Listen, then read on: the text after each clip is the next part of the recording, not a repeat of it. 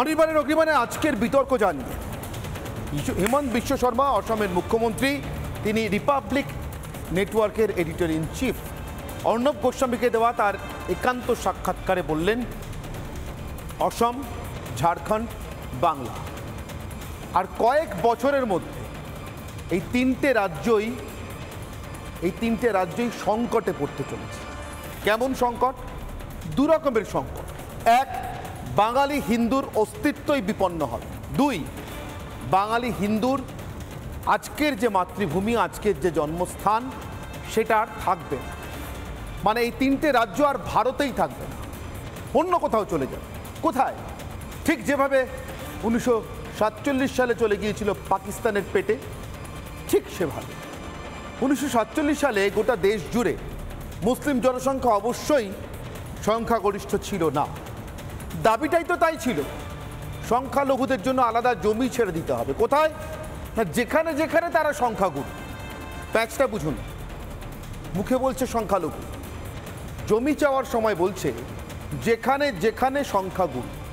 হ্যাঁ, নিশ্চিতভাবে ভারতের সব মুসলিম, ভারতের সব মুসলমান এটা বিশ্বাস করেননি, অধিকাংশই বিশ্বাস করেননি, নাহলে তো সবাই পাকিস্তানে চলে যেতেন। কিন্তু যারা বিশ্বাস করেছেন, সেটা তাদের এই লোভের মধ্যে পড়েই হোক, তাদের এই হিংসার বাতাবরণের মধ্যে পড়েই হোক, অথবা একেবারে নিতান্ত সাম্প্রদায়িক প্রচারে সাম্প্রদায়িকভাবে ভেসে গিয়েই হোক, তারা পাকিস্তানে চলে গিয়েছে।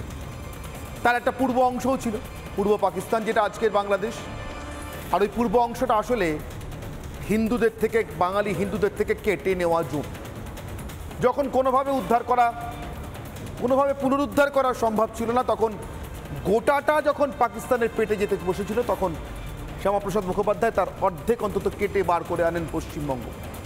নাহলে আজকে আমাকে, আপনাকে, আমাদের সবাইকে ওখানেই থাকতো, পাকিস্তানের পেটে অথবা অধুনা বাংলাদেশ। হেমন্ত বিশ্ব শর্মা বলছেন, সময়টা আবার ঠিক সেরকম জায়গায় এসে দাঁড়িয়েছে, যখন শুধুমাত্র এই সংখ্যালঘুদের সংখ্যাগুরু হয়ে ওঠার কারণে অসম, বাংলা এবং ঝাড়খণ্ড থেকে এক বাঙালি হিন্দুদের, অসমিয়া হিন্দুদের, ঝাড়খণ্ডে বসবাসকারী হিন্দুদের নিজের জমি থেকে উৎখাত হতে হবে, চলে যেতে হবে। তার কারণ ওই জমিগুলোই আর তাদের থাকবে না, তাদের নতুন করে উদ্বাস্তু হতে হবে। এখন প্রশ্ন, অসম এবং ঝাড়খণ্ডকে বাদ দিয়ে আরেকটু সংকুচিত করে শুধু বাঙালিকে নিয়ে করছি, শুধু বাংলা নিয়ে ভাবছি। অসমের কথা নিশ্চয়ই অসমের মানুষ ভাববেন, ঝাড়খণ্ডের কথা ঝাড়খণ্ডের মানুষ ভাববেন। আপাতত বাঙালি হিন্দু যে ইতিমধ্যে একবার বিভক্ত হয়েছে, আর একবার বিভক্ত হওয়ার জন্য দিন গুনবে কি? এই আশঙ্কাগুলো যে অমূলক নয়, তার সবথেকে বড় প্রমাণ কলকাতার মেয়র, রাজ্যের পুরমন্ত্রী, কয়েকদিন আগে প্রকাশ্য মঞ্চ থেকে তিনি রাজ্যের মন্ত্রী, এই পরিচয়টা ভুলে গিয়ে অথবা স্মরণে রেখেই বলেছিলেন দাওয়াতে ইসলামের কথা, অর্থাৎ ইসলামে আমন্ত্রণ জানানো। কাদের? যারা দুর্ভাগা। কারা দুর্ভাগা? যারা ইসলাম সঙ্গে নিয়ে জন্মায়নি। আমি বলিনি, ফিরহাদ হাকিম বলেছেন। যা বলেছেন হুবহু আপনাদেরকে কোট করলাম, দেখিয়েছি, শুনিয়েছি, বারবার দেখিয়েছি, এ নিয়ে বিতর্কও করেছি। এই মন্তব্যের পর ফিরহাদ হাকিমের কোনো শাস্তির কথা আপনারা শুনেছেন? না। বরং রাজ্যের মুখ্যমন্ত্রীকে জিজ্ঞাসা করলে তিনি উত্তর দিয়েছেন, রোজ ওরকম কত লোকে বলে, আমি কি অত মাথায় রাখি না, আমার নলেজের মধ্যে থাকে, আমার নজরের মধ্যে আসে। অর্থাৎ রোজ কত কি ঘটে যাহা তাহা তার দলেই ফেলে দিলেন ফিরহাদ হাকিমের এমন মন্তব্য। আমল দিলেন না, আমল করার প্রয়োজন বোধ করলেন না। কেন? মমতা বন্দ্যোপাধ্যায় কি এটাতেই বিশ্বাস করেন? তিনি তো নিজে হিন্দু ঘরে জন্মেছেন। তিনি কি বিশ্বাস করেন ফিরহাদ হাকিমের মন্তব্য অনুযায়ী যে তিনিও একজন দুর্ভাগা, তিনি ইসলাম সঙ্গে নিয়ে জন্মাননি বলে? জানি না, কিন্তু আপাতত মমতা বন্দ্যোপাধ্যায় এমন মন্তব্যে আমল দেওয়ার কোনো লক্ষণ দেখাননি। সেখানে ফিরহাদ হাকিম আজকে কি বলছেন, এই কথা সামনে আসার পর শুনুন, একটু ভেঙে ভেঙে কেটে কেটে শোনাই ফিরহাদ হাকিমের আজকের বক্তব্য। জনবিন্যাস পাল্টাচ্ছে না। একটা সময় ঠিক যে ওই দেশের মানুষ খেতে পেত না, প্রচুর মানুষ ঢুকে এসেছিল। একটা সময় ঠিক যে ওই দেশের মানুষ খেতে পেত না, এদেশে ঢুকে এসেছিল। এখান থেকে মিথ্যাচারের শুরু। ফিরহাদ হাকিমদের মিথ্যাচারের শুরু এখান থেকে। ঠিক এখান থেকে তারা পরবর্তী ধাপটায় যান, ধর্মান্তরকরণের জন্য প্রকাশ্য সভা থেকে উস্কানি দেন। খেতে পেত না বলে ঢুকে এসেছিল, তাদের নিয়ে মাথা ব্যথা।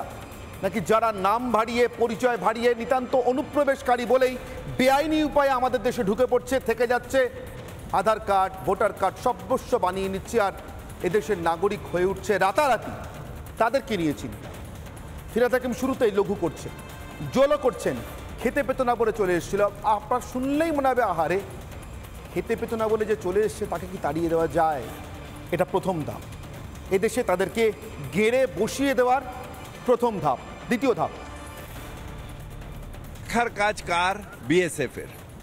বর্ডার থেকে যারা ঢোকেন তারা ওরা কখনো শরণার্থী বলেন, কখনো অনুপ্রবেশকারী বলেন, আমরা বলি মানুষ।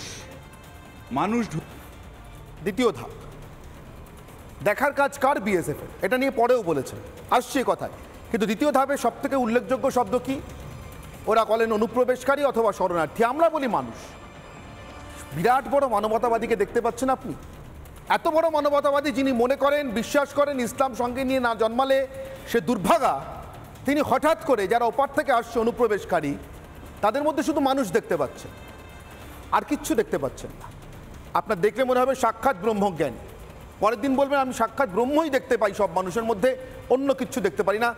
কোনো উন্মাদ অথবা শয়তান তারাই বলতে পারে অনুপ্রবেশকারীর মধ্যে শুধু মানুষ দেখতে পাই, যে নিজের দেশের ভালো চায় না।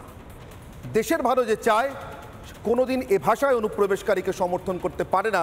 কেউ বলেন অনুপ্রবেশকারী, কেউ বলেন শরণার্থী, আমরা বলি শুধুই মানুষ। পূর্ণ বাংলা গান মনে পড়ে যাচ্ছে আপনার? যেতে পারে, এখনও রঙ্গ দেখার অনেক বাকি আছে। রঙ্গই মনে করছেন অবশ্যই এরা। পরের অংশ ফিরহাদ হাকিমের আজকের বক্তব্য। ঢুকবে বর্ডার থেকে, এটা সব বর্ডার, সেটা আমেরিকার বর্ডার হোক, ইউকের বর্ডার হোক, এই বর্ডার সব বর্ডার ক্রস করার চেষ্টা হয়, সেটা দেখার দায়িত্ব এখানে যে কোনো বর্ডার ক্রস করার চেষ্টা করা হয়। আমেরিকা দিয়ে শুরু করলেন, জানেন নিশ্চয়ই ফিরহাদ হাকিম, জানলেও বলেন না, ডোনাল্ড ট্রাম্প আমেরিকার বর্ডারটা আটকানোর কথাই বলছেন মেক্সিকোর সঙ্গে পাঁচিল তুলে। তার কারণ অনুপ্রবেশ, বেআইনি অভিবাসন, ওদের দেশেও সমস্যা। কিন্তু ওটুকু বলবেন না, বাকিটুকু বলবেন না, বললে নিজেরা সমস্যায় পড়বেন বা তার রাজনীতি সমস্যায় পড়তে পারে। আপনি বলবেন এটা রাজনীতি, নিজের দেশে বিদেশি লোককে এনে ঢুকিয়ে বসিয়ে দেওয়া, ঘেড়ে বসতে সাহায্য করার, তারপরে এদেশের মাটি অন্য দেশের পেটে চলে যাবে, এদেশেরই থাকবে না। এই ষড়যন্ত্রের অংশীদার যারা, তারা কি রাজনীতি করছেন? প্রশ্নটা আমারও। এটাকে আদৌ রাজনীতি বলা যায় কিনা? আর ষড়যন্ত্রের অংশীদার কেন বললাম? বিএসএফ নিয়ে প্রশ্ন তুলেছেন ফিরহাদ হাকিম। বিএসএফ এ রাজ্যে কতদিন ধরে জমিতে কাঁটাতার দেওয়ার জন্য সীমানায় জমি চাইছে, কতদিন ধরে জমি পাচ্ছে না। আর সেই জমি দিয়ে যারা ঢুকছে রাজ্যে, তারা এ রাজ্যের শাসক দলের কাছ থেকে ঠিক কি পাচ্ছে? একটু আগে বলছিলেন না ফিরহাদ হাকিম, মমতা বন্দ্যোপাধ্যায় প্রতিবাদ করেছিলেন, এখন আর করেন না কেন? কাঁটাতার ঢিকিয়ে, কাঁটাতার পেরিয়ে কেউ ঢোকে না, ডিঙিয়ে কেউ আসে না, হঠাৎ সব থেমে গিয়েছে। আর সেদিন যে সংখ্যাটা বলেছিলেন লোকসভায় দাঁড়িয়ে 1 কোটি শরণার্থী, ভ্যানিশ করে দিয়েছেন ক্ষমতায় আসার পর। আজকের বিশেষ প্রতিবেদন। আমরা থাকতে আপনাদের কেউ কোনো রকম অত্যাচার করতে পারবে না।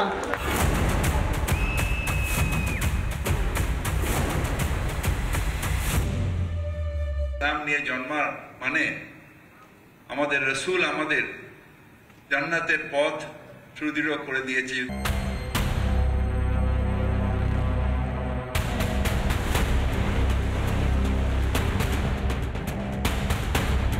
इसलिए मैं असम में, बंगाल में हर दिन, मेरा असम में मुस्लिम पॉपुलेशन 40% हो चुका है। 1951 में 12%, आज असम में मुस्लिम पॉपुलेशन 40%, हम जिला की जिला खो चुका है। तो मेरे लिए ये मुद्दा पॉलिटिकल नहीं है, मेरे लिए ये जीना और मरने का मुद्दा।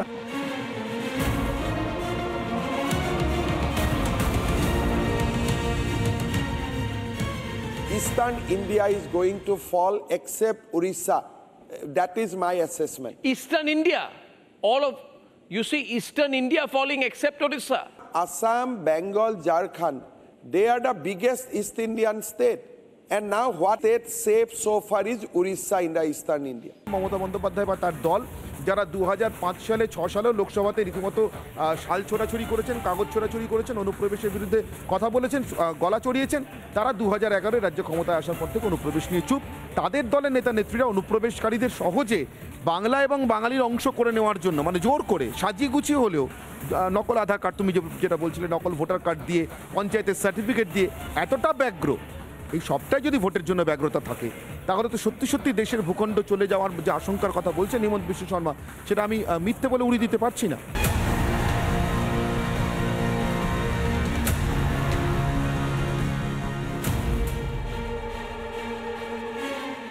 আশঙ্কার কারণ আছে বই কি।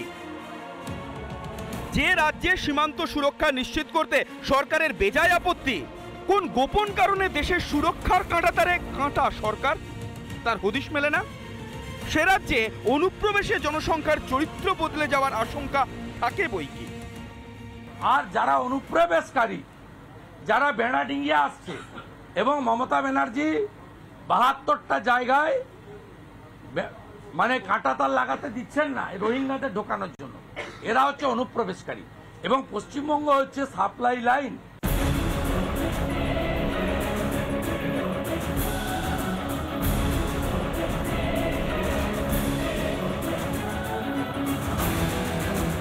যে রাজ্যে জাল ভোটার আধার মেলে অনায়াসে একেবারে শাসক দলের মদতেই সে রাজ্যে আশঙ্কা থাকে বই কি। জাকিতার নির্বাচনী এলাকায় অনেক বাংলাদেশি লোক এখানে বসবাস করেন। জাকিতার লিঙ্কটা ভালো করতে পারে, অভিজিৎটা বললেন, আমিও বলছি যদি লিঙ্কের কোনো সমস্যা হয়, বাংলাদেশ থেকে যারা এসছে ভোটার লিস্টের নাম তোলার সমস্যা, জাকিতা এই কাজটা ভালো করে দেবে। ভোট বড় বালাই, ক্ষমতার লোভ তো আরো বড় হাতছানি। তার জন্য দেশের অখণ্ডতাও বাজি রাখতে পিছপা হয় না বাংলার শাসক দল। উৎসবের মঞ্চ থেকে বাংলার অভিভাবক সরাসরি বিভাজন করে তোষণের পথে হাঁটেন। শরণার্থীর নাগরিকত্বে ভারী আপত্তি তাঁর, এই অনুপ্রবেশের ভোট দখলে রাখতে। তৃণমূলের এই তোষণ রাজনীতির পথ ধরেই কি বাংলায় সংখ্যার সংকটে হিন্দু বাঙালিরা আর একবার ভিটে মাটি হারিয়ে উদ্বাস্তু হওয়ার আশঙ্কা কি এখন দিনের আলোর মতো বাস্তবতা? এটাই কি তবে বাংলা ও বাঙালির অস্তিত্ব বাঁচানোর শেষ লড়াই? রিপাবলিক বাংলা। ঠিক এই প্রশ্নকে সামনে রেখে আজকের বিতর্ক শুরু করছি। আমার আজকের প্রথম প্রশ্ন আমার অগ্নিবাণ। হিন্দু বাঙালির দেশ ছাড়া হলে তৃণমূল বাঁচবে? তৃণমূল তো এই দেশের রেজিস্টার্ড একটা দল। তৃণমূল কংগ্রেস যদি নিজে অন্য দেশের পেটের মধ্যেই পশ্চিমবঙ্গের জমিসহ ঢুকে যেতে না চায়, যদি না চায়, তাহলে আমার এই একটাই প্রশ্ন, হিন্দু বাঙালি যদি দেশ ছাড়া হয়, যদি এই ভূখণ্ড ভারতের বাইরে চলে যায়, যে আজ আপনি আমি পশ্চিমবঙ্গ বলে থাকি, বসবাস করি বা এককালে জন্মেছিলাম, সেদিন তৃণমূল থাকবে? তৃণমূল বাঁচবে? বরিশালের যোগেন মণ্ডল তো গিয়েছিলেন অনেক আশা নিয়ে, ফিরে এসেছিলেন ততটাই আশাভঙ্গের সঙ্গে। তৃণমূল কংগ্রেস সেটা মাথায় রেখেছে, নাকি নির্বাচন জেতার উদগ্র বাসনায়, লালসায় সব ভুলে গিয়েছে? আমার সঙ্গে উপস্থিত যারা, আমার বাঁদিক থেকে একেবারে বাঁদিকে মণিশঙ্কর চট্টোপাধ্যায়, আইনজীবী এবং তৃণমূল সমর্থক, রয়েছেন কলতান দাশগুপ্ত, সিপিআইএম নেতা, আমার সঙ্গে রয়েছেন বর্ষিয়ান সাংবাদিক নির্মাল্য মুখোপাধ্যায়, আমার ঠিক ডান দিকে রয়েছেন জগন্নাথ চট্টোপাধ্যায়, রাজ্য সাধারণ সম্পাদক বিজেপির, আমার সঙ্গে রয়েছেন গবেষক জিষ্ণু বসু, এবং আমার একেবারে ডান দিকে অরিন্দম বন্দ্যোপাধ্যায়, জনসংযোগ বিশেষজ্ঞ। শুরু করব মণিশঙ্করবাবু আপনার কাছ থেকে, কিন্তু তার আগে আমার সঙ্গে সরাসরি যোগ দিয়েছেন ইতিমধ্যে, আমি ভেবেছিলাম একটু দেরি হবে, তথাগত রায়, প্রাক্তন রাজ্যপাল। তথাগতবাবু, আপনার কাছে আমার একটাই প্রশ্ন, তার কারণ আমি দেখলাম একটি পোর্টালে আপনি দিন 5 আগে একটি সাক্ষাৎকারে বলেছেন যে হিন্দু বাঙালি অস্তিত্বের সংকটের সামনে দাঁড়িয়ে আছে, বাংলা সহ বাঙালি খুব দ্রুত তার অস্তিত্ব হারাবে। আমি কেন প্রফেসি বললাম, তার কারণ হিমন্ত বিশ্ব শর্মা কথাটা বলেছেন গতকাল, তারপর একবার টেলিফোনে এবং তারপরে একেবারে রাত্রিবেলা সরাসরি ইন্টারভিউতে রিপাবলিক মিডিয়া নেটওয়ার্কের এডিটর ইন চিফ অর্ণব গোস্বামীকে তিনি আরও বিস্তারিতভাবে বলেছেন কেন তার এই শঙ্কা। 5 দিন আগে আপনি এই শঙ্কাটা কেন প্রকাশ করেছিলেন তথাগতবাবু?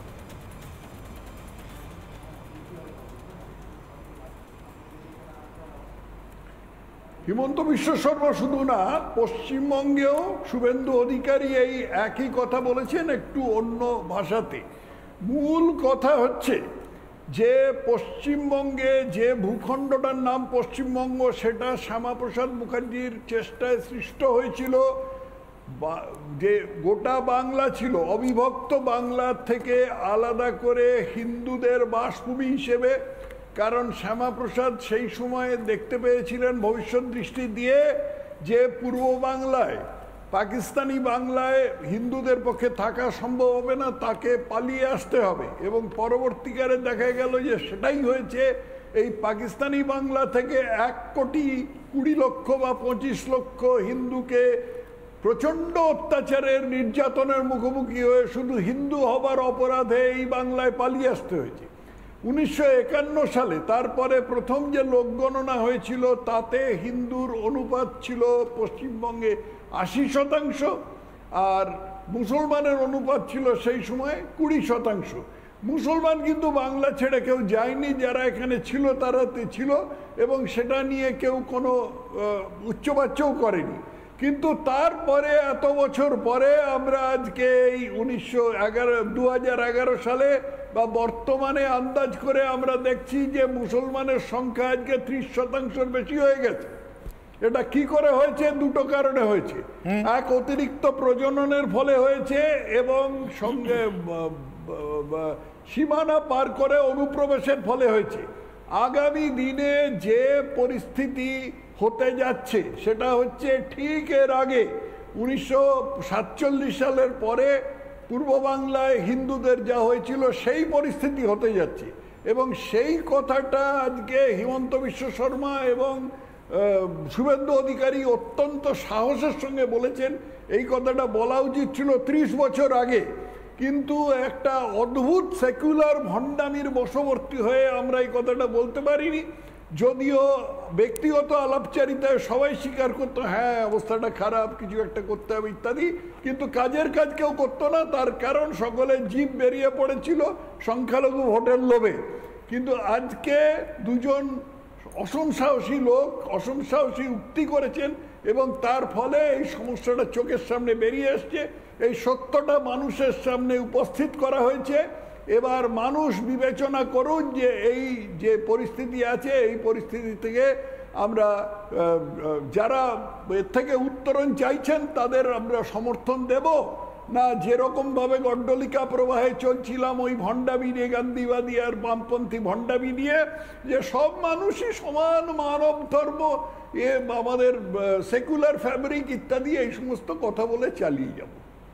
অনেক ধন্যবাদ তথাগতবাবু আমার সঙ্গে সময় দেওয়ার জন্য। আমি আমার বাকি যে অতিথিরা রয়েছেন তাদের সঙ্গে এবার সরাসরি বিতর্কে যাব। মণিশঙ্করবাবু এবং কলতান, আপনাদের দুজনের কাছে পরপর যেতে হবে, কারণ তথাগতবাবু শেষ করলেন গান্ধীবাদী আর বামপন্থী ভণ্ডামি এই দুটো শব্দ বলে, মানব ধর্মের কথা বলে। মানব ধর্ম তো ফিরাদ হাকিমও বলছেন, আমরা শুনছি। মানব ধর্ম কি এইটা মণিশঙ্করবাবু, যে অনুপ্রবেশকারীকে আপন বলে, মানুষ বলে বুকে জড়িয়ে ধরতে হয়? দেখুন, একটা কথা তো ঠিক যে আজকের দিনে প্রত্যেকটি জিনিসকেই মানে অ্যাসেসমেন্ট করা হয় পলিটিক্যাল ভিউ দিয়ে। একটা মানুষ কোন জাতের, কোন বর্ণের, সেই দিক দিয়ে না গিয়ে কোন পলিটিক্যাল পার্টি করে সেইটাকে আমরা আগে জানতে চাই, তারপরে চেষ্টা করি তার সঙ্গে মিশবো কি মিশবো না। তারপরে অনুপ্রবেশ হচ্ছে একটা বার্নিং ইস্যু, মানে ভোটের জন্যে যদি অনুপ্রবেশটা হয় সেটা তো সবাই একসাথে ইয়ে করবে যে আমাদের দেশের সত্যি সত্যি যারা এখানকার লোক তাদের হয়তো থাকার জায়গা নেই, অনুপ্রবেশ যারা করে এসছে তারা হয়তো অট্টালিকাতে থাকেন। এইটার জন্য দায়ী কে? অনুপ্রবেশটা রোখার দায়িত্বে কারা থাকেন? যদি বলেন যে মমতা ব্যানার্জি জায়গা দিচ্ছে না, তার মানে সেদিক দিয়ে হুড়ুড় করে লোক ঢুকে যাচ্ছে, সেটা হতে পারে না। পররাষ্ট্র নীতি কি হবে, অনুপ্রবেশের নীতি কি হবে, সেটা একটা সেন্ট্রাল গভর্নমেন্টের ডোমেনের মধ্যে পড়ে। যদি কেউ বলে জায়গা দেবো না, তার জন্য আইন আছে সেন্ট্রাল গভর্নমেন্টের, কিছুই করতে পারে না যদি অনুপ্রবেশের প্রশ্নে সেটা হয়। এখন একবারই প্রশ্নে ফয়সালা করেন জগন্নাথ বাবু, দায়টা আপনাদের কাঁধে চাপছে। অনুপ্রবেশ চলছে, কেন্দ্রীয় সরকার তার যতটা করা দরকার করছে না। আমি আবার আসবো আপনার কাছে, শেষ হয়নি জগন্নাথ বাবু, এইটার আগে উত্তর নিন জগন্নাথ বাবু। দেখুন, এই বিতর্ক আমরা ততক্ষণ পর্যন্ত আলোচনা করতে পারতাম যতক্ষণ পর্যন্ত রাজ্যের পুরো নগরোন্নয়ন মন্ত্রী এবং এই রাজ্যের কলকাতা শহরের মহানাগরিকের ওই ঐতিহাসিক মন্তব্য, আমি কোট আনকোট ঐতিহাসিক মন্তব্যটি না আসতো। ইসলামের বেসিক টেনেট হচ্ছে এই পৃথিবী দুই ভাগে বিভক্ত, দারুল হার্ব, দারুল ইসলাম। দারুল হার্ব মানে যেখানে যুদ্ধ চলছে, যে যুদ্ধ হচ্ছে ইসলাম ধর্মাবলম্বীদের মানে অহিন্দু অমুসলিম যারা তাদেরকে ইসলামে পরিণত করা। আর দারুল ইসলাম মানে হচ্ছে যে ভূখণ্ড ইসলামে পরিণত হয়েছে। আর এই দারুল হার্ব থেকে দারুল ইসলামে নিয়ে যাওয়ার জন্য সমস্ত রকমের ট্রিক, প্যান ইসলামিক যে থিওরি তাতে গ্লোবালি অ্যাপ্লাই হচ্ছে। ইউরোপের কথা ভাবুন, গ্রিসের আজকে কি অবস্থা, আজকে ফ্রান্সের কি অবস্থা। আর বাংলার জন্য অনুপ্রবেশ আছে, ল্যান্ড জিহাদ আছে, লাভ জিহাদ আছে, মানে প্রজননের কথা বললেন, রিপ্রোডাকশন আছে। তো সব কিছু মিলে এই যে রাজনৈতিক এই ধর্মটি, যার বেসিক টেনাট হচ্ছে যে ইসলামিক দেশকে, ইসলামিক ভূখণ্ডকে ইসলামিক ভূখণ্ডকে পরিণত করা, তার লড়াইটা আমাদের চোখের সামনে এনে দিয়েছেন হচ্ছেন ফিরহাদ হাকিম সাহেব। যে ফিরহাদ হাকিম সাহেব দুর্গা পুজো করেন, যে ফিরহাদ হাকিম সাহেবের মা দুর্গার চক্ষু দান করেন আমাদের মুখ্যমন্ত্রী। তো তার পরিপ্রেক্ষিতে দাঁড়িয়ে আজকে বাংলার সচেতন হিন্দু সমাজের, বাঙালি হিন্দুর ভাববার সময় এসেছে। আগের বার তো না হয় দণ্ডকরণ্যে গেছিলাম, মরিচঝাপিতে গেছিলাম, এবার আমরা কোথায় যাব? বলছি যে কোশ্চেনটা নিতে গেলে সে বলতে আরম্ভ করলো, সেটা ঠিক আছে, উনি বলতে আরম্ভ করলেন না, বলতে আরম্ভ করলেন উনি বলছেন যে জগন্নাথবাবু বলছেন যে শুধু অনুপ্রবেশ নয়, অনুপ্রবেশ তো একটা সমস্যা বটেই, কিন্তু মনোভাব বলছি আজকে কলকাতার মেয়র যদি মনে করেন যে যারা অন্য ধর্মে জন্মেছে তারা দুর্ভাগা। আমি বলছি আজকের দিনে দাঁড়িয়ে যদি বলেন যে যোধাবাইকে কেন আগ্রা ফোর্টে আনা হয়েছিল, কি কারণে আনা হয়েছিল, সেলিম চিশতির সঙ্গে তার কিছু নয়। আজকের দিনে দাঁড়িয়ে তথাগতবাবু যে কথাগুলো বললেন সত্যি সত্যি তাদের প্রবলেম, সমস্যার সমাধানের কথাগুলো কেউ বলছে। আমি বলছি হিন্দু মুসলমান যদি যুদ্ধ করতে না চায় আপনি জোর করে করাবেন? না চাইতেই পারে। হিন্দু মুসলমান একসঙ্গে সহাবস্থান করতে চায়, কমিউনাল হারমোনি প্রোটেক্টেড ছিল বরাবর, সেটাই যদি আপনি ভাঙতে চান নাও ভাঙতে পারে। কিন্তু আমার কথা হচ্ছে এটা আমার কৈফিয়ত দেওয়া যাচ্ছে, প্লিজ জগন্নাথবাবু তারপর দিচ্ছি আপনাকে সুযোগ। কেউ হিন্দু মুসলমানে মারামারি করাতে চাইছে না, এই বিতর্কটা তার জন্য নয়। না, যারা বিদেশ থেকে এসছে, বিশ্বাস করুন আমার জানার বিন্দুমাত্র আগ্রহ নেই তারা কোন ধর্মের লোক, তারা অনুপ্রবেশকারী। আপনারাই গায়ে মেখে নিচ্ছেন, তারা নিশ্চিতভাবে কেন বলছি আপনারা মেখে নিচ্ছেন। আমি কিন্তু একবার বলিনি মুখে, আমি তাদের কারো ধর্ম খুঁজি না, আমি শুধু বলছি যে কথাটা বললো আসাম নিয়ে, আসামে তো এখন উনি তো বিজেপিতে আছেন, তাহলে যদি মনে হয় এটা সমস্যার সমাধান করা সম্ভব আছে, উনি সমাধান করে একটা দৃষ্টান্ত স্থাপন করুক, তারপরে এসে পরে তৃণমূলকে বলবে তোমরা কেন করতে পারছো না। উনি তো শুধুমাত্র পশ্চিমবঙ্গের কথা বলেনি, ঝাড়খণ্ডের কথা বলেছেন, উনি আসামের কথা বলেছেন। আমার কথা হচ্ছে যারা বোদ্ধা এখানে বিজেপির কথা বলছেন তারা সমস্যার সমাধানের কথা বলুক। সমস্যা থাকবে, সমস্যা আছে, সেগুলো কিভাবে হবে? মুসলিমদেরকে মেরে হবে না তাড়িয়ে হবে, নাকি তাদেরকে ক্যাম্পেইনে গিয়ে হবে? আপনি বলুন, আপনি যদি আজকে যাই করুন প্রজনন ক্ষমতা কমাতে পারবেন, যেটা তথাগতবাবু বললো, তাহলে পলিসি চাই, পলিসি মেকিং চাই, পলিসিটা আপনি ঠিক করুন। আপনি শুধু হিন্দু মুসলমান বিভেদ করে ভোটে জিততে পারেননি বলে ভাবছেন যে এইবারে শুভেন্দু অধিকারী বলে দিচ্ছে আমরা মুসলিম ভোট চাই না, হিন্দু ভোট চাই, এটা ভালো বলেছে। পলিসি মেক আউট করুন, কিভাবে এটা সমস্যার সমাধান হবে, কিভাবে অনুপ্রবেশ রোকা যাবে, এইগুলো নিয়ে কথা বলুন। জগন্নাথবাবু দেখুন, সমস্যার সমাধান শুধুমাত্র রাজনীতি ক্ষেত্র দিয়ে আসে না। রাজনৈতিক নেতারা কোনো রাজ্যের মুখ্যমন্ত্রী কি বলবে তাতে সমস্যার সমাধান হবে না। সমস্যার সমাধান আপনি যে জেলার মানুষ, মণিশঙ্কর চট্টোপাধ্যায়, আপনি বাঁকুড়া জেলার মানুষ, সামাজিক সচেতনতা থেকে আসে। যে সময়ে আপনার জেলা জনসংঘের এমপিকে জিতিয়ে পাঠিয়েছিল তখন বাঁকুড়ার মানুষের সচেতনতা সেই স্তরে ছিল। আজ সেই সচেতনতা বাঙালি হিন্দুকে সারা পশ্চিমবঙ্গে দেখাতে হবে। সমাজ যদি সচেতন হয়, রাজনৈতিক ক্ষেত্র, রাজনৈতিক নেতারা এমনিই সমাধান হবে। আমি আপনার জেলার দিকে আমি আপনাকে তাকাতে বলছি, আজ থেকে 50 বছর আগে, আজ থেকে 60 বছর আগে আপনার জেলা সেই সচেতনতা দেখিয়েছিল যে বাঙালি হিন্দুদের বাংলাদেশের দিকে তাকিয়ে বাঁকুড়া, যেখানে এখনো 6-7% মুসলমানের বাস, সেখানে হিন্দু তার হিন্দু অস্মিতার কথা, বাঙালি হিন্দু অস্মিতার কথায় জনসংঘের কিন্তু ভারতীয় সংবিধানকে সেই সচেতনতা, সেই সচেতনতাই আজকের বক্তৃতা রাখছেন। এই বক্তৃতাটা হিন্দু মহাসভায় সাজে, কিন্তু পলিটিক্যাল প্ল্যাটফর্মে এই বক্তৃতাটা হয় না। বললেন না যে পশ্চিমবঙ্গ সরকার কি করতে পারে, সেটা হেমন্ত বিশ্ব শর্মার কাছ থেকে শোনার আগে 2017 সালে চিদম্বরম কমিটির রিপোর্ট দুটো হাউসেই দেওয়া হয়েছিল। চিদম্বরম কমিটি মানে কংগ্রেসের যে চিদম্বরম, তিনি যে রিপোর্ট দিয়েছেন সেটা পাবলিক ডোমেনে আছে, আপনি আজকে রাত্রিবেলা গিয়ে দেখে নিতে পারবেন। তাতে পশ্চিমবঙ্গ সরকার মানে মমতা ব্যানার্জির সরকার কি কি জায়গাতে কারেকশন করার দরকার ইন্দো বাংলা বর্ডারের ক্ষেত্রে চিদম্বরম কমিটি, শ্রী চিদম্বরম 4টে জায়গাতে পরিষ্কার গভর্নমেন্ট মানে সরকারের নাম লিখেছেন, মানে লেফট ফ্রন্ট নয় এখনকার সরকারের কথা। 2016 সালে বিএসএফ লেফট ফ্রন্টের একটা আইন, 2004-এর আইন, যে 8 কিলোমিটারের মধ্যে ক্যাটেল হাট করবেন না। ক্যাটেল হাট করলে শুধুমাত্র গো তস্করি হয় তা নয়, এক একটা মানুষের কাছে এক এক দিনে 1 কোটি টাকা হার্ড ক্যাশ থাকে। তাতে বাদুরিয়ার মতো দাঙ্গা যখন হয় তখন একটা লোকের কাছে যদি 1 কোটি টাকা থাকে তাহলে ডিস্ট্রিক্ট অ্যাডমিনিস্ট্রেশনের ক্ষমতা থাকে না যে ওই দাঙ্গাকে থামাতে পারে। যতক্ষণ না পর্যন্ত বিএসএফ ওখানে ডিপ্লয় করা হয়েছে ডিস্ট্রিক্ট অ্যাডমিনিস্ট্রেশন থামাতে পারেনি। এগুলো চিদম্বরম কমিটির রিপোর্টের পরে 2016 সালে বিএসএফ পশ্চিমবঙ্গ সরকারকে বলেছিল। এবারে যেটা আসছে যে উনি বললেন না যে খেতে পাচ্ছেন না বলে, আমি একটা উদাহরণ দিচ্ছি।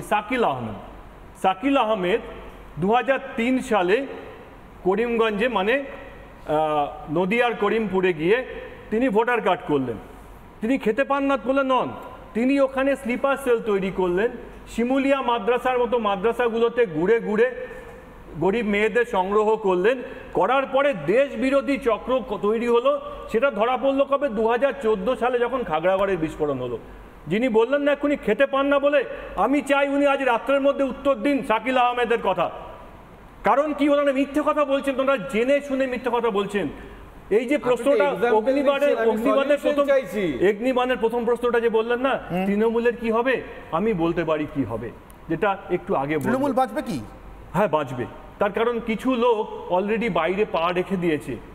যারা ধরুন চিকিৎসা করতে বিদেশে যান, তার বাড়ি, তার শ্বশুর বাড়ি কারোর মাধ্যমে টাকা সোনা বাইরে যায়, তাদের কিন্তু পশ্চিমবঙ্গ শেষ হয়ে গেলে এখানে হিন্দু বাঙালি নিঃশেষ হয়ে গেলেও কিছু যায় আসে না।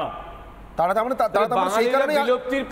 সেভাবেই আন্দোলনটা করছেন, সেভাবেই রাজনীতিটা করছেন। দুটোই, বাঙালিরা বিলুপ্তির পথে, হিন্দুরা বিলুপ্তির পথে, তার কারণ হচ্ছে তৃণমূল কংগ্রেস। দেখুন আজকের দিনে দাঁড়িয়ে তৃণমূল কংগ্রেস যে ভূমিকা নিতে পারে, আজ থেকে 30 বছর আগে কেন প্রবলেম হচ্ছে? আমি তো বলছি 30 বছর আগে নিতে পারতো না। 30 বছর আগে যারা নিতে পারতেন তারা গিয়ে উলুবেড়িয়া স্টেশনে ট্রেন দাঁড় করিয়ে বাংলাদেশি অনুপ্রবেশকারীদের ছাড়িয়ে নিয়ে এসেছিলেন যখন মহারাষ্ট্রের পুলিশ তাদেরকে বর্ডারে ছাড়তে যাচ্ছিল।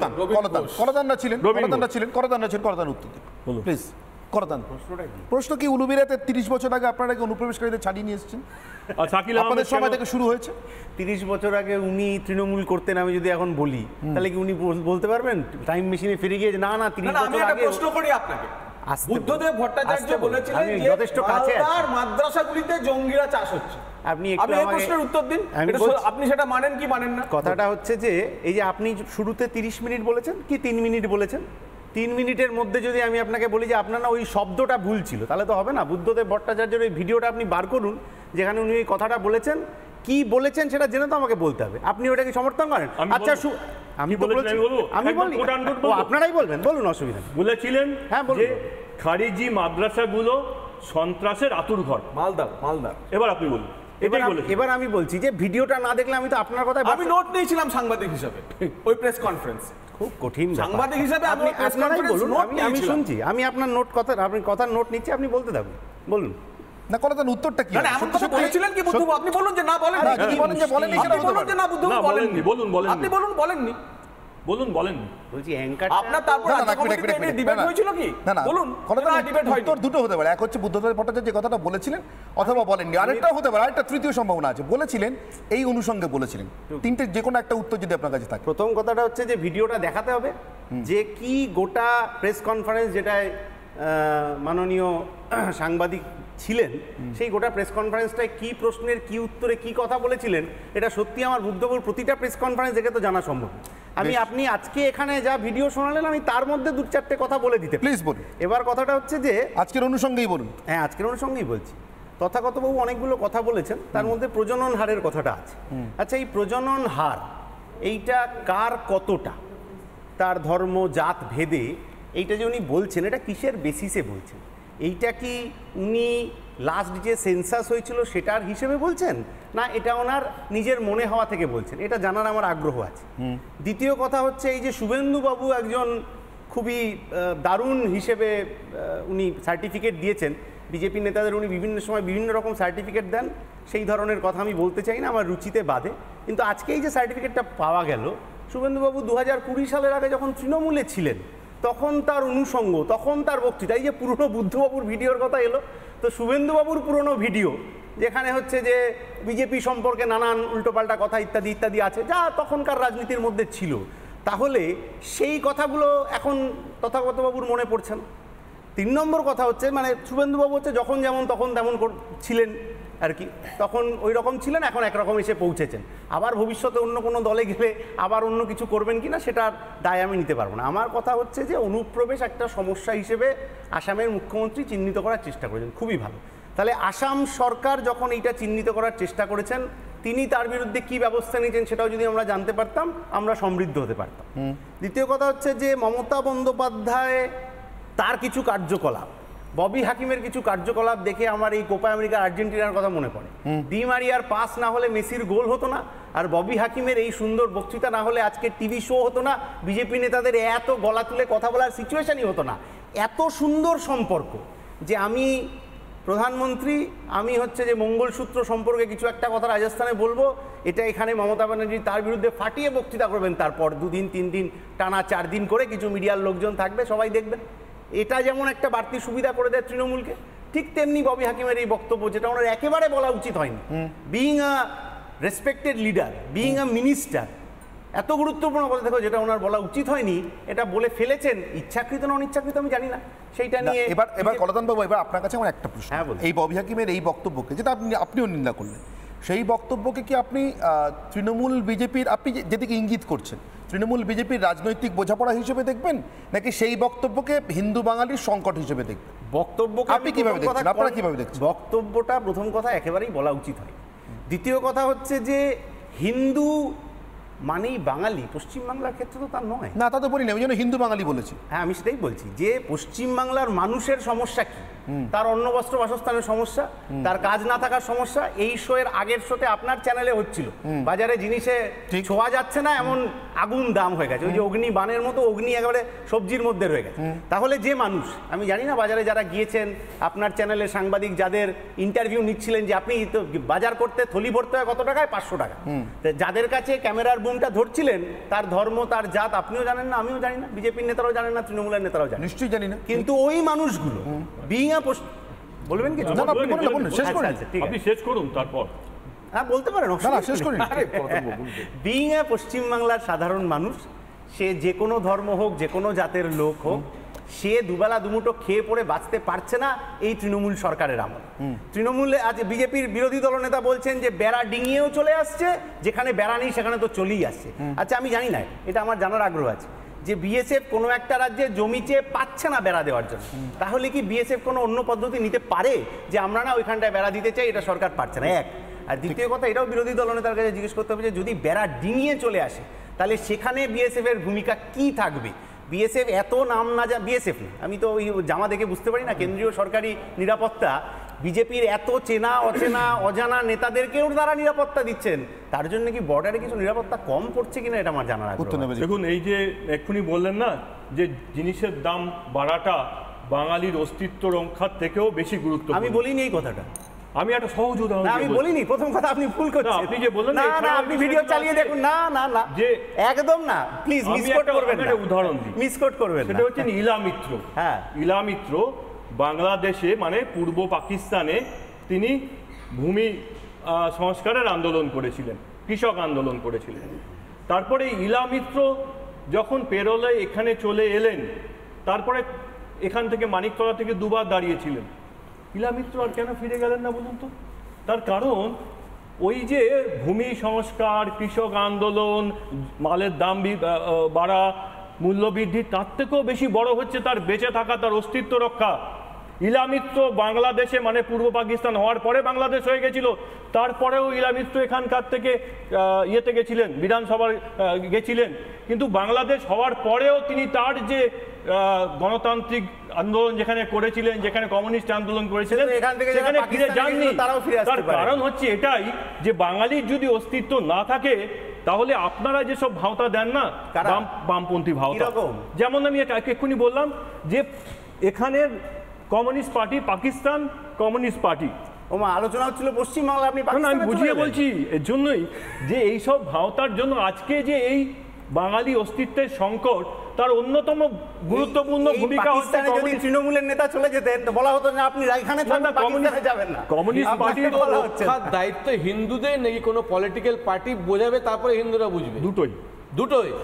যদি হিন্দুরা নিজেরাই বুঝতে পারতো তাহলে 95% যেখানে হিন্দু ভোট মানিকতলায় সেখানে তৃণমূলের বুঝেছিল তো, এই কারণে তো বাঁকুড়া জিতছে না। কেন জিতছিল তাহলে? একটা প্রশ্ন করব, একটা প্রশ্ন করবো মণিশঙ্কর বাবুকে, একটাই প্রশ্ন। কলতানদের আমলে হতো না জানি, জগন্নাথবাবু আমি ভুল করলে শুধরে দেবেন, নির্মলবাবু আপনিও শুধরে দেবেন, আপনারা দুজনে বহুদিন মহাকরণ কভার করেছেন, কিন্তু আমি যতটুকু জানি বামেদের আমলে হতো না। সৈয়দ সুহরাবর্দীর জন্মদিন পালন হতো বামেদের আমলে? হয়নি তো কখনো। মমতা বন্দ্যোপাধ্যায়ের আমলে হঠাৎ করে পালন করা শুরু হলো কেন বলুন তো? বঙ্গবন্ধু ছিলেন সুহরাবর্দী এদিকে? না সেটা কি করেছিল লোকটা আমরা জানি তো, মানে আমার মুখে বলতে কোনো আটকাবে না। ওটা একটা ভয়ঙ্কর দাঙ্গাবাজ মস্তান জঘন্য টাইপের একটা লোক। ওই লোকটা জন্মদিন পালন করার কি আছে? কলকাতার দাঙ্গার নেতৃত্ব দিয়েছিল যে লোকটা, বেছে বেছে আমি জ্যোতিবাবুর বায়োগ্রাফি উল্লেখ করবো, অটোবায়োগ্রাফি উল্লেখ করে বলছি যতদূর মনে পড়ে। ইচ্ছে করে পুলিশকে নিষ্ক্রিয় করে রেখেছিল যে লোকটা, প্রধানমন্ত্রী পরিচয় দিয়ে। সেদিনকে রাস্তায় কোনো পুলিশ যাতে দেখা না যায়, যতক্ষণ না পর্যন্ত সমস্ত হিন্দুকে মেরে নিঃশেষ করে দেওয়া হচ্ছে, সেই লোকটা জন্মদিন পালন করার কারণটা কিন্তু জ্যোতি বসুরা কিন্তু তাদের জোট সঙ্গী ছিলেন। কমিউনিস্ট পার্টি অফ ইন্ডিয়া, মুসলিম লীগে তারা একসঙ্গে বলেছিল, একসঙ্গে ক্রস করে ফ্ল্যাগ হয়েছিল। মুসলিম লীগের সাথে ছিলেন না? না ভুল বলছেন, ওটা মিথ্যা কথা বলছেন, অসত্য কথা বলছেন, শ্যামাপ্রসাদ বাবু ছিলেন, অসত্য কথা বলছেন। না আমি মণিশঙ্কর বাবু উত্তরটা পেলাম না। সুহরাবর্দী জন্মদিন পালন করে কি বার্তা? মানে ফিরহাদ হাকিমের পাশে আছি, সুহরাবর্দীর পাশে আছি। বলছি যে আমরা যখন কংগ্রেস করতাম, মানে যখন ইনিশিয়াল স্টেজে সিপিএমরা বরাবর বলতো যে 72-এ কংগ্রেস, সিদ্ধার্থ শঙ্কর রায় নাকি আলোচনা হতো, তিনি নাকি এমন মারকাটারি ছিল, মানে দেখলে গণহত্যা করতে এরকম। আজকের দিনে দাঁড়িয়ে সিদ্ধার্থ শঙ্কর রায় সম্পর্কে মানুষের ধ্যান ধারণা পাল্টে গেছে। তিনি তার একটা বাড়ি বিক্রি করবে 8 কোটি টাকায়।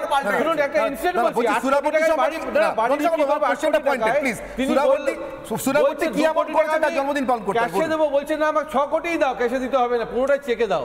এই হচ্ছে ফলে পাল্টে গেছে। আমি তো তার ডেজিগনেশনটা দেখবো। আপনি তো আলোচনা করছেন তার ব্যক্তিগত ডেজিগনেশন। পশ্চিমবঙ্গে তিনি কি ছিলেন? কলকাতা পশ্চিমবঙ্গের কে ছিলেন সেটা তো সময় কে ছিলেন? কলকাতার মেয়র আর পশ্চিমবঙ্গের প্রধানমন্ত্রী। পশ্চিমবঙ্গে তো কিছু ছিলেন না, পশ্চিমবঙ্গে কিছু ছিলেন না, বাংলার প্রধানমন্ত্রী ছিলেন। সেই বাংলার যেটা অবিভক্ত বাংলা, যেটাকে বিভক্ত করবার জন্য তিনি জিন্নার কথা অনুযায়ী দাঙ্গার নেতৃত্ব দিয়েছিলেন। সেই লোকটা জন্মদিন পালন করার কারণ কি? তার মানে বলছেন যে মোদি 370 করেছে বলে সবাই ছিচি করে আমরা তাকে নেগলেক্ট করব? মোদির সঙ্গে সুহরাবর্দী তুলনা করছেন। প্রধানমন্ত্রী হিসেবে তাকে আমি ট্রিট করব না। আপনাদের প্রেফারেন্সে বুঝতে পারলাম। নির্মলবাবু এইবার আমি জিজ্ঞাসা করব, এবার আপনার কাছে আসবো। নির্মলবাবু, এমন একটা শাসক দল এই রাজ্যে আছে যারা নরেন্দ্র মোদীকে এবং সুহরাবর্দীকে এক চোখে দেখে, মণিশঙ্কর বাবু যা বললেন, এবং যারা সুহরাবর্দীর জন্মদিন পালন করে। ফিরহাদ হাকিম কিছু বললে ফিরহাদ হাকিম এই ধরনের কথাবার্তা বললে মমতা বন্দ্যোপাধ্যায় বলেন আমি তো শুনতেই পাইনি, 5 দিন পেরিয়ে গেছে, তারপর উনি জানতে পারেননি। নির্মলবাবু, এবার আপনার প্রশ্ন ছিল হিন্দু বাঙালি দেশ ছাড়া হলে তৃণমূল বাঁচবে? জিষ্ণুবাবু বলেছেন বাঁচবে, অন্য জায়গায় ব্যবস্থা করা আছে, সেই জন্য কি তৃণমূল এভাবে চলছে? মানে আমাকে এইটুকু বুঝিয়ে দিন যে বিষয়টা কি, যে ইনফিল্ট্রেশন না সুহরাবর্দী না মুসলিম পলিটিক্স? তো একটাই, যা শুরু হয়েছে হিমন্ত বিশ্ব শর্মা বক্তব্য থেকে, দারুল হার্ব থেকে দারুল ইসলাম, হিন্দু বাঙালির অস্তিত্ব কি সংকট আরেকবার? এবার প্রথম কথা আমি আপনাকে বলি, সেটা হচ্ছে ইনফিল্ট্রেশনটা একটা বড় প্রবলেম, এটা সবাই জানে, ওটা নিয়ে আলোচনা করার কোনো প্রয়োজন নেই আলাদা করে। ইনফিল্ট্রেশনের সঙ্গে রেফিউজি মিশিয়ে ফেলা, সেটাও একটা বড় প্রবলেম। রেফিউজি একটা কনভেনশন দিয়ে তৈরি হয়, একটা প্রোটোকল আছে, তার 1951-এর কনভেনশন, 1967-এর প্রোটোকল। দ্বিতীয় কথা হচ্ছে যে ইনফিল্ট্রেশন নিয়ে বহু রকমের ডিসকাশন হচ্ছে। চিদাম্বরম কমিটি 6টা একদম ডেফিনিট প্রসেস বলেছিল কিভাবে ইনফিল্ট্রেশনটাকে কার্ভ করা যায়। যাই হোক, তারপরে 2017-র ঘটনা, তারপরে বিজেপি গভর্নমেন্ট ছিল, কতটা কি করেছেন আপনারা তো দেখতেই পাচ্ছেন। এবার প্রশ্নটা দাঁড়াচ্ছে এইখানটাতে গিয়ে যে অনুপ্রবেশ একটা যদি সমস্যা হয়, সেই সমস্যাটা ভোট ব্যাংক অবধি, ভোট বাক্স অবধি পৌঁছে যাচ্ছে। কিন্তু আমার কাছে খুব একটা জিনিস ইন্ট্রিগিং লাগছে যে হেমন্ত বিশ্ব শর্মা যে কথাটা বলেছেন যে 1.2 crore, rather 1.25 crore of Assam's population is linked to infiltrators. তার মানে প্রায় 33%। আসামের পপুলেশন এখন হচ্ছে 3.3 কোটি 60 লক্ষ, পশ্চিমবঙ্গের হচ্ছে 9 কোটি 95 লক্ষ। এবার সব থেকে যেটা ইন্টারেস্টিং, যে ফিগারটা আমার কাছে রয়েছে, আমি জানি না সেই ফিগারটা আপনারা কতটা চ্যালেঞ্জ করতে পারবেন কি করতে পারবেন না, আমার কাছে যে তথ্য রয়েছে, পপুলেশন ওয়েস্ট বেঙ্গলে ডিক্রিজ করছে। যে পপুলেশনটা ছিল 2001 থেকে 12-র মধ্যে 13.8% গ্রোথ, সেইটা গত 10 বছরে নেমে 7.85%-এ চলে। এটা কি সার্বিক পপুলেশন গ্রোথ বলছে? এবার এই পপুলেশন গ্রোথটা যে নামছে, এবার গ্রোথটা যে নামছে, তার সঙ্গে আপনি ইনফিল্ট্রেশন যদি লিঙ্ক করেন, সেটা কিন্তু করা খুব ডিফিকাল্ট। তার কারণ ইনফিল্ট্রেশনের সঙ্গে 4টে ফ্যাক্টর। না, এটা তো হোম গ্রোন। আপনি যে গ্রোথের কথা বলছেন, এটা তো হোম গ্রোন তো বটে, বাইরে থেকে, এবং ইনফিল্ট্রেশনটা বাইরে থেকে। কিন্তু ইনফিল্ট্রেশন 4টে জিনিসকে ইনফ্লুয়েন্স করে, ডেমোগ্রাফিকে করে, পলিটিক্সকে করে, ইকোনমিক্সকে করে, কালচারকে করে। এবার যখনই পলিটিক্সকে ইনফ্লুয়েন্স করছে, তখনই ওটা ন্যাশনাল সিকিউরিটির জায়গায় চলে যাচ্ছে, এবং যে কারণে চিদম্বরম কমিটির রিপোর্টটা তৈরি করে। এবার এই যে ভোট ব্যাংকটা, আপনি যে ন্যাশনাল সিকিউরিটিটা আলাদা করে দেখছেন, যেটা রাজনীতি থেকে ভিন্ন, এটা হতে পারে না। তার কারণ আমি অন্তত মনে করি না everybody is political, what is what, Bernard শর বই আছে, এবং তিনি সেটা তিনজনই মনে করি যে ন্যাশনাল সিকিউরিটি। আমার একটু শেষ করে নিতে দিন। আমি বার্নার্ড শরে পৌঁছে গেছি, তো সুতরাং ঝট করে জিষ্ণু বসু ঢুকে গেলে মুশকিল হয়ে যাবে, নোবেল লরিট তো। সুতরাং ঘটনাটা হচ্ছে এইখানে যে আমার মনে হয়েছে যে ইনফিল্ট্রেশনটা একটা বড় সমস্যা, এটা সবাই জানেন, মমতা বন্দ্যোপাধ্যায়ও জানেন, এবং সেটা জানেন বলেই আপনি যেটা দেখছেন, ইনফিল্ট্রেশন সমস্যাটা মমতা বন্দ্যোপাধ্যায় 2005 সালে পার্লামেন্টে কী সব ছোঁড়াছুড়ি করেছিলেন, সেই আপনারা জানেন সেগুলো। কিন্তু মমতা বন্দ্যোপাধ্যায়ের পলিটিক্সটা মুসলিম পলিটিক্স, বিজেপির পলিটিক্সটা হিন্দু পলিটিক্স, সেটা কালকে শুভেন্দু অধিকারী ক্লিয়ার করেছে। সিপিআইএমের পলিটিক্সটা পিওরলি ওয়ার্কার ইকোনমিক পলিটিক্স, প্রত্যেকে একটা ডিটারমিনিজম নিয়ে চলে, একটা নির্দিষ্ট পথ নিয়ে চলে, কোনো অসুবিধা নেই। কিন্তু এবার সুরাবর্তীর কথা আপনি বললেন, প্রশ্ন আবার বেঘর হতে হবে কিনা বাঙালি হিন্দু। এবার ঘটনাটা হচ্ছে, আপনি যে ডেমোগ্রাফিক চেঞ্জের কথা বলছেন, আপনি যদি পপুলেশনটা নামতে থাকে, যেটা ইনক্রিজ নয়, তাহলে প্রেশারটা কোথায় পড়বে? বেঘরের প্রশ্নটা আসবে যখনই সাবস্টিটিউশন হবে, যেটা হেমন্ত বিশ্ব শর্মা বলেছে, যে আমার অলরেডি 33% ইনকাভার্ড হয়ে গেছে, কভার করে নিয়েছে ইনফিল্ট্রেটররা, ওটা আরো বাড়তে পারে। এবং কারেক্ট কথাটা বলেছে, পরিষ্কার স্পষ্ট উত্তর দেওয়া প্রয়োজন। গন্ডগোলটা কোথায়? 1941 সালের যে আদমশুমারি, তাতে অখণ্ড বাংলা, মানে তখন গোয়ালপাড়া যায়নি, ময়ূরভঞ্জ যায়নি, এবং এই 3টে জায়গা যায়নি। সেই সময়কার যেটা ব্রিটিশ ইন্ডিয়া এবং প্রিন্সলি স্টেট, এটা মিলিয়ে যে পপুলেশন, তার মধ্যে হিন্দুর শতকরা শতাংশ 48% মতো ছিল, 47-48% ছিল। আর যদি 2011 সালের হিসেবে দেখেন, তাহলে 25 কোটি 45 লক্ষ যে মানুষ যারা বাংলাদেশ এবং পশ্চিমবঙ্গে থাকেন, মানে যে জায়গাটার কথা আমি 41 সালে বললাম, তাতে হিন্দুর জনসংখ্যা 30%-এরও কম হয়ে গেছে।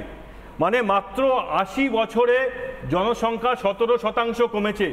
এটা যদি আপনি জিওমেট্রিক প্রোগ্রেশন মানে জিপিতে ফেলেন, তাহলে আজ থেকে 250 বছর আগে, মানে যখন রামমোহন জন্মেছিলেন, তখন তার মানে 250 বছর পরে কি অবস্থা হবে? 2.73% হবে।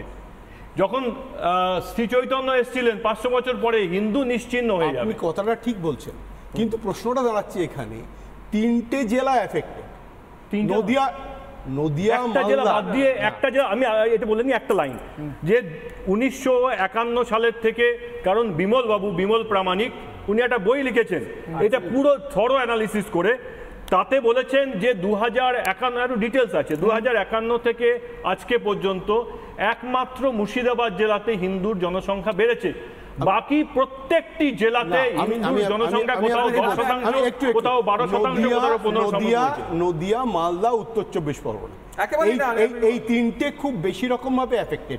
বাকিরা যে হচ্ছে না তা নয়, আমি কিন্তু একেবারে এই কনক্লুশনে যাচ্ছি না। যেরকম ধরুন, আমি আপনাকে বলছি, উনি যে প্রশ্নটা এই বিপদটা আছে কি নেই আপনি কি মনে করেন? আমি আপনার কথা স্পষ্ট বুঝতে পারিনি। আমি একটা জিনিস হিমন্ত বিশ্ব শর্মা যে আপনি যে সে আশঙ্কাটা বলছি আপনি যে কথাটা বলছেন, দাঁড়ান না, আপনি যে কথাটা বলছেন যে ফিরহাদ হাকিম যে কথাটা তুললো এই কথাটা রেফারেন্সে এলো, তো ফিরহাদ হাকিম অ্যাজ এ মন্ত্রী ভুল কথা বলেছে, কিন্তু within the Islamic fold he is absolutely correct. সেই কারণটা জিজ্ঞাসা করছি। সেই কারণটা কি? তার কারণ একটাই, উনি যে কংগ্রিগেশনে গেছেন সেটা একটা ইসলামিক কংগ্রিগেশন। উনি যে কথাটা বলছেন সেটা আমি আগের দিনও এক্সপ্লেইন করেছি। জাহিলিয়া বলে একটা কথা আছে।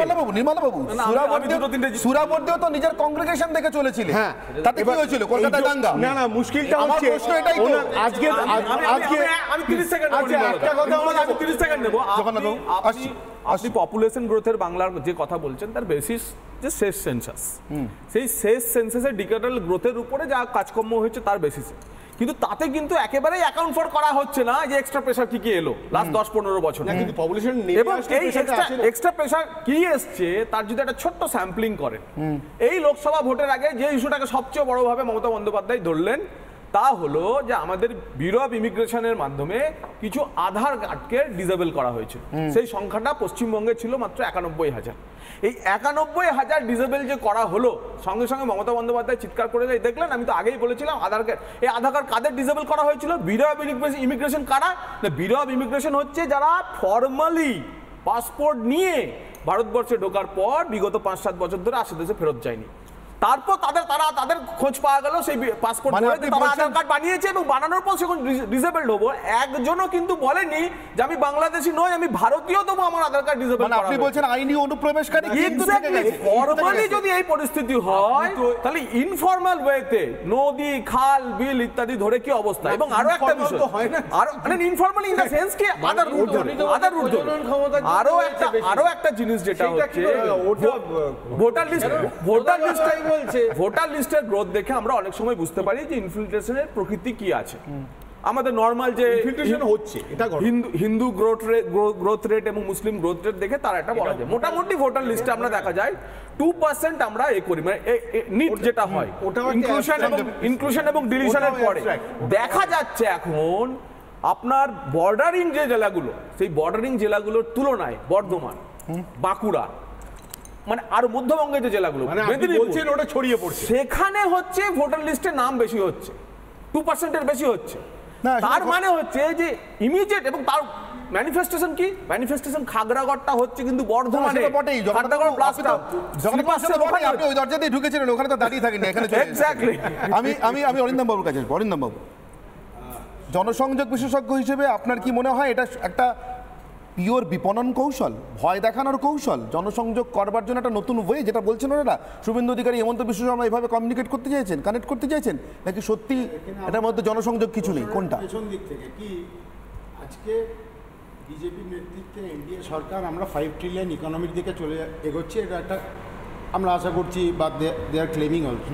আর উল্টো দিকে সব পলিটিক্যাল পার্টি, সব প্রতিনিধিরাই বসে আছেন, তারা কিন্তু বলেন রাজনীতির সঙ্গে ধর্মকে আমরা জড়াই না, কিন্তু লাস্ট আধা ঘন্টা চেঁচামেচি কিন্তু ওই কোন ধর্মের লোকরা কাকে ভোট দেবে এই নিয়ে কিন্তু সবাই গলা ফাটাচ্ছেন।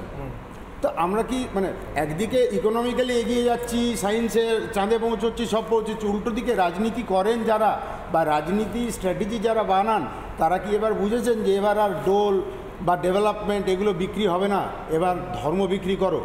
কারণ ধর্ম বিক্রি করা খুব সহজ, কারণ মাইনরিটি করে যেটা হেমন্তবাবু বললেন, ওনার ডেটাতে কিছু ভুল আছে। মাত্র আজকের দিনে পশ্চিমবঙ্গে 27% মুসলিম আছে এবং অ্যারাউন্ড 30% মাইনরিটি আছে, এবং আমার পাশের রাজ্য আসামে 40% মাইনরিটি আছে, তার মধ্যে অ্যারাউন্ড 37% মুসলিম। কিন্তু উনি যে ঝাড়খণ্ডের এক্সাম্পল নিলেন, ঝাড়খণ্ডে কিন্তু মুসলিমের পার্সেন্টেজ মাত্র 3, ওই যে উনি আজকের কথা বলছেন না, কিন্তু উনি তো ঝাড়খণ্ডকেও ভীষণ একটা মানে ভয়ঙ্কর জায়গায় রেখেছেন। হ্যাঁ, আসাম এগিয়ে আছে 40-এ। এই মাইনরিটিকে নিয়ে ভাগাভাগি আমরা ছোটোবেলা থেকে দেখে এসেছিলাম যে এইসব কাস্ট আর রিলিজিয়ান নিয়ে ভোট না ইউপি বিহারে হতো, এখন আমরা জানি না, একদিকে এগিয়ে যাচ্ছি চাঁদের দিকে, উল্টো দিকে রাজনীতি কি ধর্ম নিয়েই করতে হবে?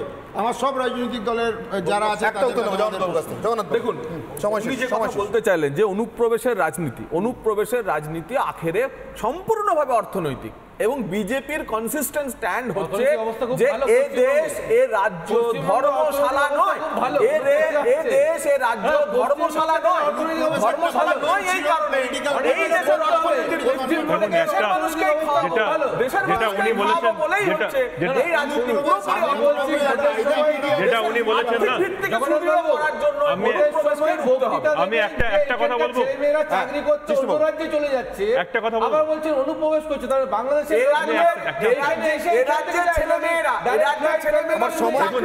আমি একটা কথা বলছি,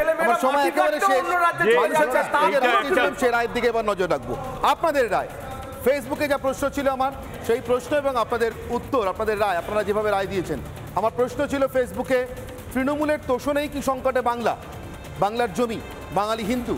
তাতে আপনারা 93% বলেছেন হ্যাঁ, 7% অন্য মত পেশ করেছেন। চোখ রাখবো এক্স স্যান্ডেলের পরিসংখ্যানে, এখানে 90% মানুষ বলেছেন হ্যাঁ, 10% মানুষ বলেছেন না। প্রশ্ন ছিল তৃণমূলের তোষণই কি সংকটে বাংলা, 90% হ্যাঁ, 10% না বলেছেন। ইউটিউবের পরিসংখ্যানে নজর রাখবো, একই প্রশ্ন, 95% ক্ষেত্রে বলছেন হ্যাঁ এবং 5% বলছেন না। প্রশ্ন একটাই, ঘটা করে এ রাজ্যের জন্য আলাদা রাজ্য সঙ্গীত চালু করেছে তৃণমূল কংগ্রেস, মমতা বন্দ্যোপাধ্যায়ের প্রত্যক্ষ ইচ্ছা এবং ব্যবস্থাপনায়। বাংলার মাটি বাংলার জল গাওয়া হয়, খুব ভালো কথা। আমার একটাই প্রশ্ন, এই ছবিটা যদি দেখেন তাহলে বুঝতে পারবেন দেশভাগের যন্ত্রণা কাকে বলে, উদ্বাস্তু বা শরণার্থীর জীবন কাকে বলে। এই জীবনে ফিরে যাওয়ার জন্য কি বাংলার মাটি বাংলার জল? সেদিন কোথায় দাঁড়িয়ে গাইবেন, কোন জমিতে দাঁড়িয়ে গাইবেন? বাংলার মাটি বাংলার জল, বাংলার বায়ু বাংলার ফল, পুণ্য হোক পুণ্য হোক পুণ্য হোক, হে ভগবান বলার সঙ্গে সঙ্গে এটা একটা চাপাতির কোপ এসে পড়তে পারে। কারণ যে মাটিতে দাঁড়িয়ে থাকবেন সেখানে হয়তো ভগবানের নাম নেওয়া খুবই খারাপ, সেখানে হয়তো ভগবানের নাম নিলে আপনাকে দুর্ভাগা মনে করবে, যেমন ফিরাদ হাকিম মনে করছেন। অতএব এই ছবির পুনরাবৃত্তি যদি আটকাতে চান তাহলে সিদ্ধান্ত আপনাদেরকেই নিতে হবে, সেটা ভোট দিয়ে নেবেন, সচেতন হয়ে নেবেন, সরকারকে বাধ্য করে নেবেন, আপনাদের সিদ্ধান্ত। সত্যি হিন্দু বাঙালি যদি অস্তিত্ব সংকটে পড়ে তাহলে কিন্তু এই রাজ্যের সঙ্গীত গাওয়ার জমি খুঁজে পাওয়া যায়। অনির্বাণের অগ্নিবাণ এখানে শেষ করছি, সঙ্গে থাকুন রিপাবলিক।